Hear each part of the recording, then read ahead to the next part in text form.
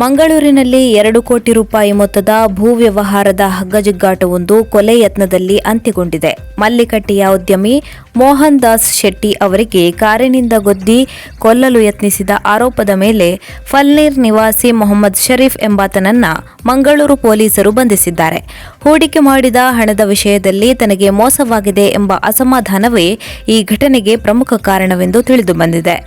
ನಗರದ ಆರ್ಯ ಸಮಾಜ ರಸ್ತೆ ಬಳಿ ಮಂಗಳವಾರ ಬೆಳಿಗ್ಗೆ ಸಂಧಾನಕ್ಕಾಗಿ ಭೇಟಿಯಾದಾಗ ಇಬ್ಬರ ನಡುವೆ ತೀವ್ರ ಮಾತಿನ ಚಕಮಕಿ ನಡೆದಿದೆ.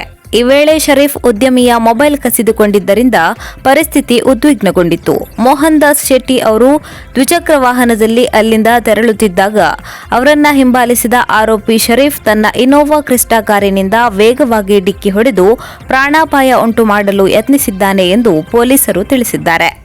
ಈ ಕುರಿತು ಮಂಗಳೂರು ಉತ್ತರ ಪೊಲೀಸ್ ಠಾಣೆಯಲ್ಲಿ ಕ್ರೈಂ ಸಂಖ್ಯೆ 33/2026 ಅಡಿಯಲ್ಲಿ ಪ್ರಕರಣ ದಾಖಲಾಗಿದೆ. ಆರೋಪಿಯ ವಿರುದ್ಧ ಭಾರತೀಯ ನ್ಯಾಯ ಸಂಹಿತೆಯ ವಿವಿಧ ಕಠಿಣ ಸೆಕ್ಷನ್ಗಳಾದ 109, 281, 352 ಸೇರಿದಂತೆ ಕೊಲೆ ಯತ್ನದ ಅಡಿಯಲ್ಲಿ ಪ್ರಕರಣ ದಾಖಲಿಸಿ ಆತನನ್ನ ನ್ಯಾಯಾಲಯದ ಮುಂದೆ ಹಾಜರುಪಡಿಸಲಾಗಿದೆ.